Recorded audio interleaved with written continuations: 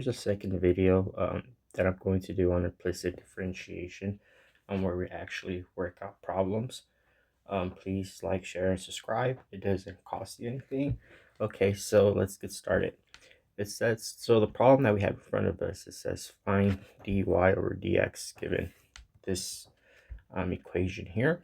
So recall the first thing we do, we have to think about, hey, are we differentiating with respect to x or with respect to y? Because the problem says dy over dx, that means we are differentiating with respect to x. Cool. So in other words, we're going to take d dx on both sides like this.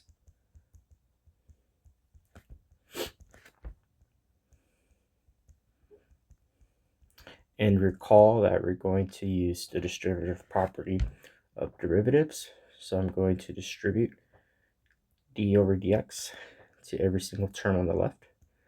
So I get xy, let me clean that up a bit, xy plus d dx x plus d dx sine y squared equals d, then distribute to the right hand side as well, d over dx x cubed plus d dx over 2x. Fine. So here in the first term we have x times y. So recall our friendly derivative rule, the product rule. So for here I'm going to hold x fixed and I'm going to differentiate the y. I'm not going to do it, but I'm going to write like this for now. Then I'm going to differentiate the x, but then I'm going to hold the y constant. Moving on to the second term, like dx over dx, since these variables are the same, I just take the derivative x normally, which is 1, but I do not add the extra part because they are the same. Now for here, notice for the third term, notice that I have sine of y squared. So that's the chain rule. So I'm going to differentiate the inside, which is 2y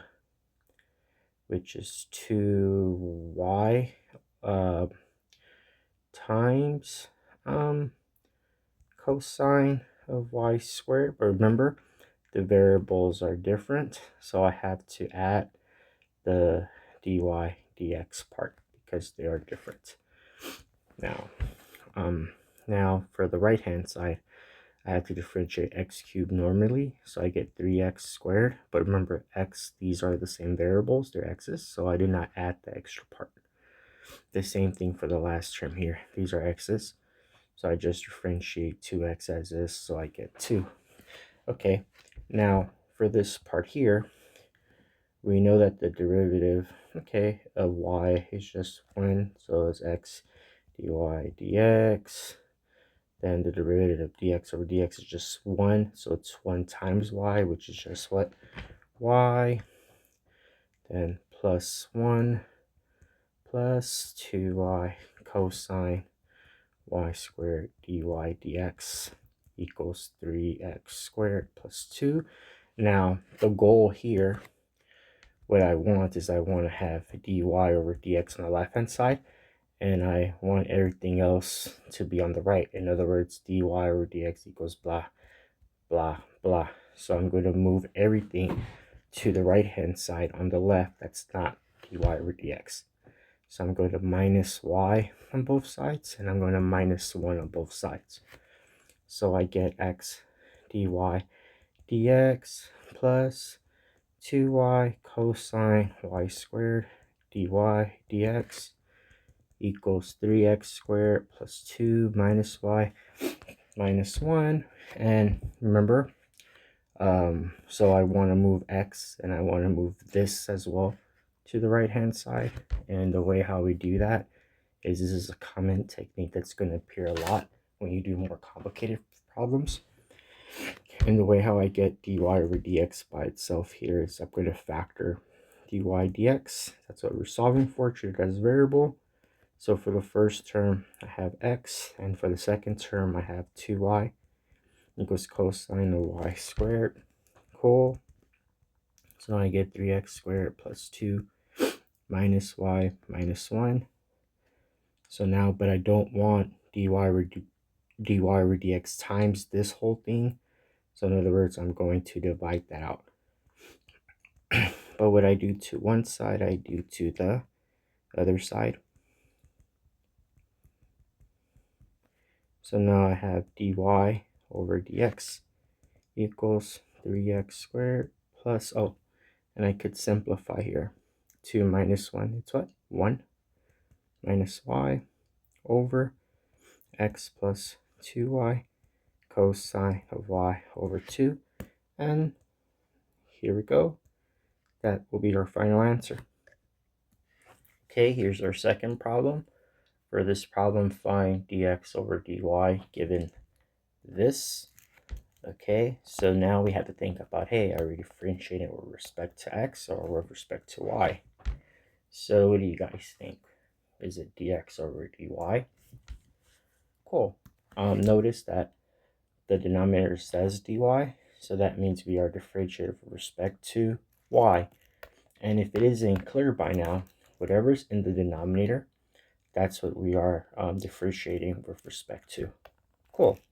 So what I'm going to do now is I'm going to take the above equation and I'm going to take d over dy on both sides.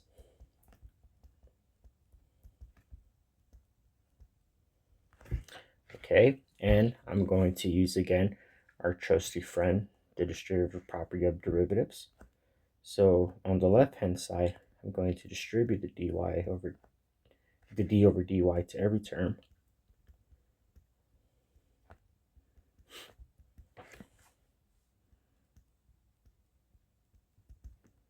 And on the right hand side, derivative of 1 is just what?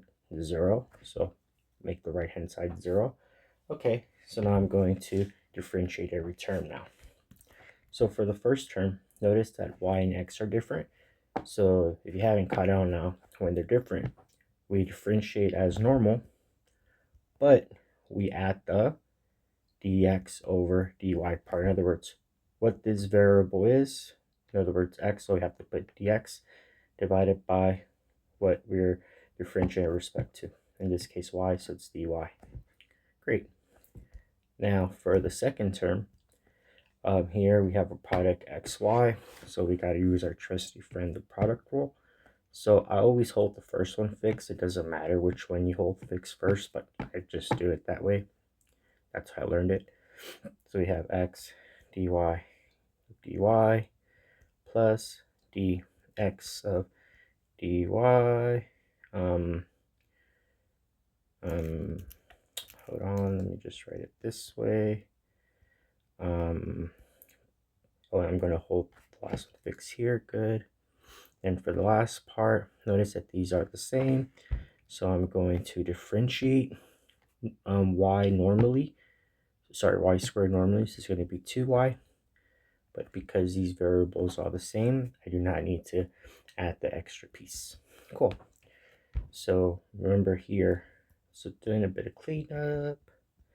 Okay, just copy paste. Oh, remember that derivative of y. Hold on, I made a mistake here. Let's double check. No, it's fine. So remember the derivative of y. These are the same. So this is a weird way of writing it, but let's just think about it this way. D over dy times y, the derivative of y is just what? 1. So because these are the same, I don't add the extra piece. Good. So now notice that the derivative of x, I'm going to take it, which is just what? 1, but because they're different, I'm going to add the dx dy part and times what? Y. Cool. Plus 2y. Great. So now I'm going to move everything that is a dx over dy to the right hand side. So I'm going to subtract by negative x both sides. So I get 2x dx dy plus 1. Bit of cleanup here. I'm just going to pull the y to the front. Cool. minus x, and then I'm also going to move this one to the other side. So far I have 2x dx over dy plus y, dx over dy plus 2y, because minus x minus 1. Oh, and I'm also going to move the 2y to the right hand side, so I'm going to minus 2y on both sides. I get 2x dx over dy plus y dx dy minus x minus 1 minus 2y. And remember, the goal here is to solve for dx over dy. So recall the little trick that we did in the previous problem is that we just treat this as like a variable and we factor it out. So dx over dy, and the inside I'm going to have 2x, and for the second term I'm going to have plus y.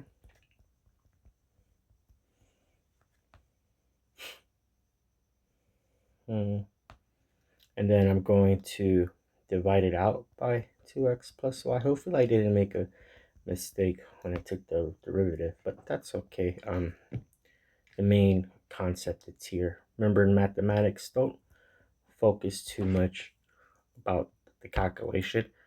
Worry about the concept. The concept is important. We have computers that do the calculations for us, but the most important thing we're learning is the concept. So keep that in mind. So great. So this is the answer if there was not a mistake. Okay. So here's a problem that looks a bit difficult on first inspection, first inspection, but it's really not that hard. But let's kind of talk about a few things before we start. So recall that in algebra, f of x is equal to y, and they're asking us to find f prime. So in other words, they're telling us to find y prime, evaluated at what? 1. But this is the same as saying dy over dx, and using this notation here, this bar thing, it just means, hey, we're plugging in 1 into the derivative. This may be kind of new to you. This is what this notation means. Again, dy over dx, we'll use this bar and we put the x equals 1 here. It just says, hey, we're plugging in 1 into the derivative of f over. All right, cool. So let's start this problem. Since we need to find dy over dx, we are differentiating with respect to x. Remember, f of x is y, so I'm going to take dx on both sides of the problem. And here it's just a function. That's fine, and I'll show you guys how to work it out. I actually like this problem. It's kind of cool. Okay, cool. So let's start with the simple side. The right-hand side, the derivative of a constant is just 0. So the derivative of 10 with respect to x is just what? 0. Great. We're almost there. Now here we're going to use our trusty distributive property for derivatives. So we're going to distribute d over dx to every term here. So we get dx of f of x plus x squared equals f of x, oh, I forgot the ddx here, cube. All right, cool. And just for simplification or for clarification's sake, sorry, I'm going to rewrite f of x as y so that it's clear.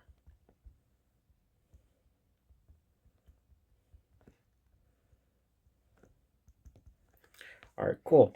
So now notice that these are different. The y's and the x for the first terms are different. So we have to write what? Derivative of y is just 1. But since they're different, I have to add the extra piece, dy over what? Dx. Plus here we have x squared times y cubed. So I have to do my trusted friend, the product rule for derivatives. So I'm going to hold the first one fixed, and I'm going to differentiate y cubed with respect to x. So I'm going to do the regular derivative of y cubed, which is 3y squared. But because x's and y's are different, I'm going to have to put the dy dx part. Cool. And don't forget that now since I held the x fix, I have to now differentiate the x, and that's fine. So the derivative of x squared is just what? 2x, but since they are the same, I don't add the extra piece, times the y cubed, which we helped fix. So far, so good. And then some simplification here. 1 times dy over dx, just say dy over dx, plus 3x squared y squared dy dx, plus, did I make a mistake here? Nope, I didn't make a mistake. 2x times y cubed equals 0. So again, I want to solve for dy over dx. So I'm going to subtract negative 2x y cubed on both sides. So I get dy over dx plus 3x squared y squared dy over dx equals negative 2x y3. And here again, using the little trick that we saw before, I'm going to factor out the dy over dx from both sides. So I'm going to get 1 plus, so I'm going to get 1 plus 3x squared y squared. I'm just copying the right hand side, but remember, I want dy over dx. I do not want dy over dx times parentheses 1 plus 3x squared y squared. So I'm going to divide both sides by the product on the right hand side. So do it to both sides. Sorry, I have a little cold I'm getting over, so that's why I'm breathing kind of hard. So, all right, cool. But recall, and we're almost there, but remember, recall that we have f of 1 is 2, and we want to find f prime of 1, right? And remembering that that y is what? F of x. So in other words, dy over dx, that's just what? F prime of x. So maybe replace the dy over dx if it isn't clear. So let's just do that. You don't have to, but I'm just going to go ahead and do that. Or we could use our trusty notation here. Here, we're given the value 1. So in other words, I'm just going to plug it in. So in other words, dy over dx equals x equals 1. In other words, the derivative evaluated at 1. So now for x, I'm plugging in 1. For y, I'm plugging in 2. So 1 times 2 cubed, 1 plus 3, 1 squared times 2 squared. Let me rewrite that a bit cleaner. So now I get negative 2. And remember that 2 cubed, it's 8. So put the 8 there. And then 1, and remember 1 squared, that's just 1 times 3, that's 3. And remember, this is going to be a 4. So write down there a bit of cleanup. Negative 2 times 8, it's negative 16 over 1 plus 4, 8, 12. And then it's just going to be over 13. So in other words, f prime of 1 is equal to negative 16 over 3. So the problem that we were given, it wasn't that difficult. It was actually easier than the previous problem that we did.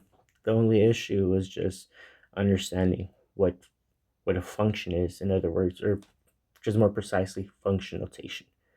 So don't forget your function notation. And just to zoom in, that's our answer.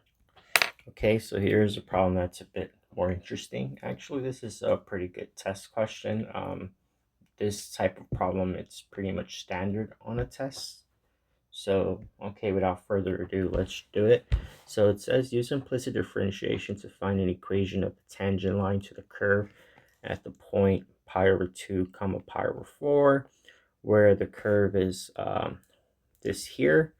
Okay, so so there's two things that are going on, or there's two steps to this problem. The first step is we need to find dy over dx. And then we need to recall, the second step is that we need to recall that the equation of a line, it's given as y equals mx plus b. But remember that the derivative f prime is the same as dy over dx, which is the slope of the tangent line. In this case, I'm just going to call it m. So in other words, is we're going to find this. This is going to be our m, and then we're going to plug it into this equation here, and then we're done. Okay, so now let's find my dy over dx. Let's find the slope first. So we have y, just writing out the problem again. Great, so I'm going to, remember, we want to find the slope, which is dy over dx. So I'm going to differentiate with respect to x, both sides.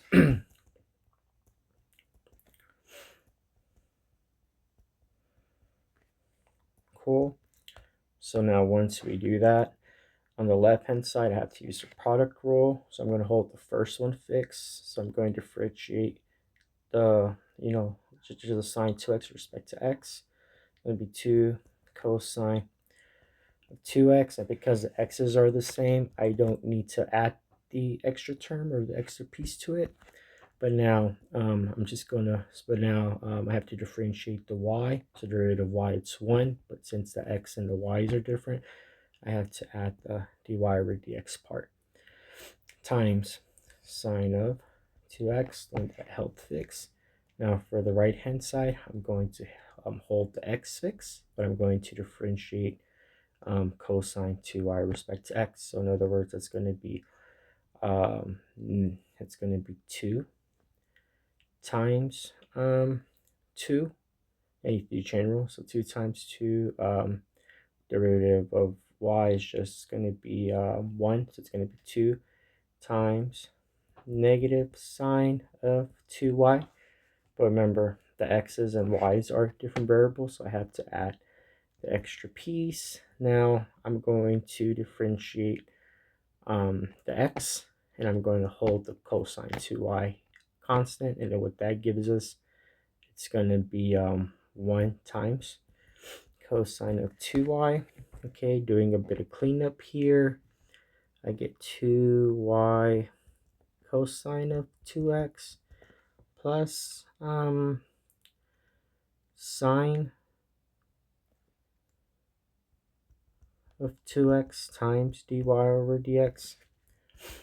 And on the right hand side, x times 2 times this negative, cleaning this up, I'm going to get negative 2x sine of 2y dy over dx plus, and for the last term, 1 times cosine 2y is just cosine 2y.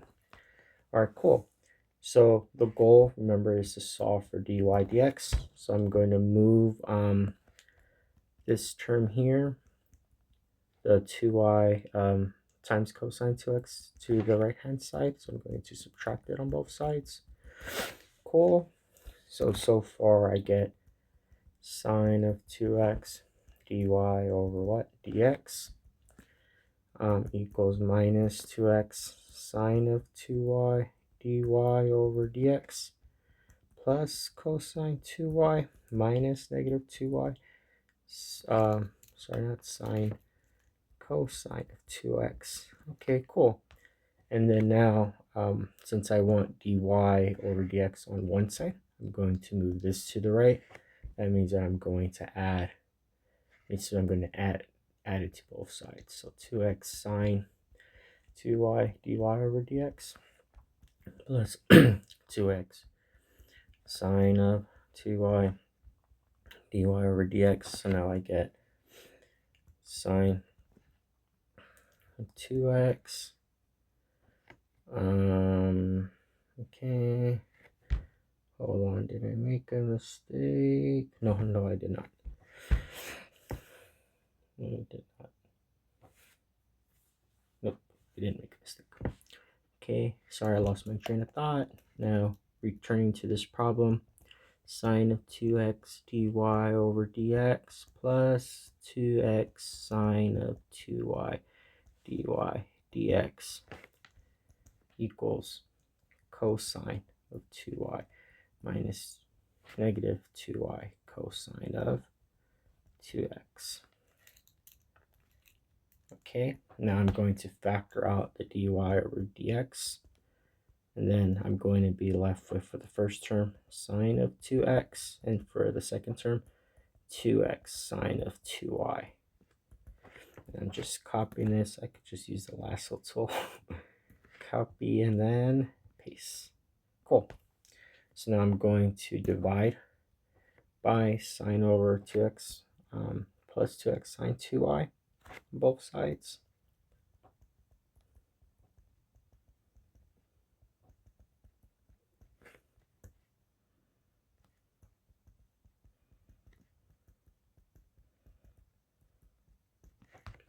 So I have dy over dx equals cosine 2y minus 2y cosine of 2x divided by sine of 2x plus 2x sine of 2y. And remember that I want to find m at the point, what was it again? Pi over 2 over pi over 4. So in other words, every time I see x, I'm going to plug in pi over 2, and every time I see y, I'm going to plug in pi over 4. So let's do that.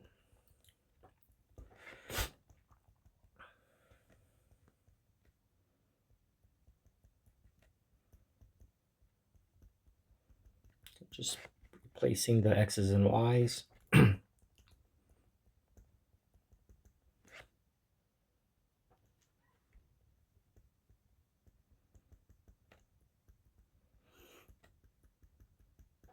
Okay, sorry about that. It's just a lot going on for this problem. Okay, so let's simplify a bit.